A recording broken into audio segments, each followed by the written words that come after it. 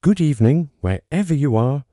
Maybe you're lying in bed in Chicago, driving the empty Autobahn outside Munich, or just sitting on the couch in London with the lights dimmed low. This is the Quiet Hour, your late-night radio companion for when the world finally slows down. If you haven't already, tap that subscribe button and the little bell so these stories find you every week, when you need them most. Tonight's story is called The Man Who Almost Quit on Tuesday. There was once a man named Daniel, 42, divorced, works middle management in a logistics company outside Seattle, or substitute Manchester, Lyon, or Dusseldorf, the city doesn't matter. Same routine every day, alarm at 6:15, bad coffee, endless spreadsheets. A boss who speaks only in passive-aggressive emails. His daughter calls once a week from college on the East Coast.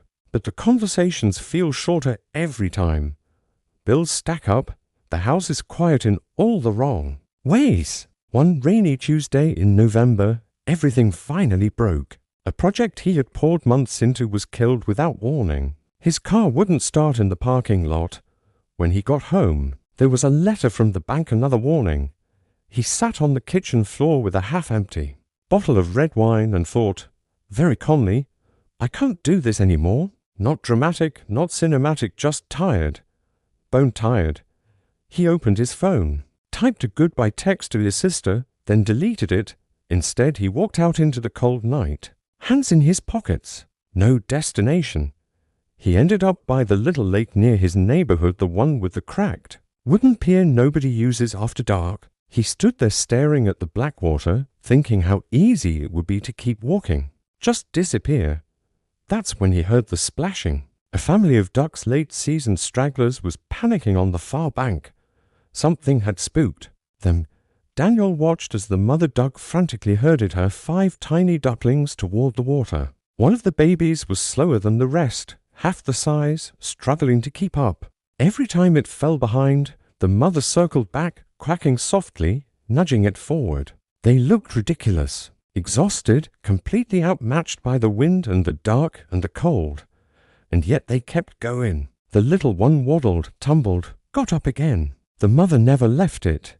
10 freezing minutes later, all 6 of them slipped safely into the water and vanished under the surface, only to pop up farther out, come again, drifting together like nothing had happened. Daniel stood there long after they were gone. Something cracked open in his chest, not thunderous, just quiet. He suddenly saw it clearly. Those ducks had every reason to give up.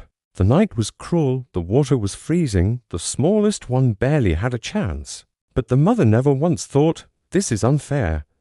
She just did the next thing, kept moving, kept protecting what was hers.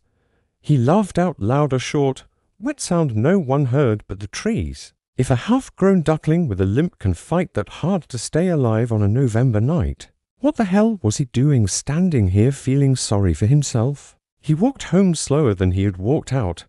The rain had stopped. When he got inside, he poured the rest of the wine down the sink, opened his laptop, and started rewriting the project his boss had killed, not for the company, but for himself. He texted his daughter, call me when you wake up. I've got a stupid story about ducks. Some mornings are still hard. The spreadsheets still suck. The bank still sends letters, but on the nights when the darkness feels personal, Daniel thinks about a tiny, limping duckling paddling like hell through black water, and he keeps going. Because if they can, so can we? And maybe that's all life ever asks, just keep paddling, until the water carries you a little farther than you thought you could go. Good times are always waiting on the other side of the next hard minute. Thank you for spending this quiet hour with me. If tonight helped even a little, leave a comment and tell me where in the world you're listening from. I read every single one. Until next time, sleep well, drive safe, keep going. This is the Quiet Hour, signing off.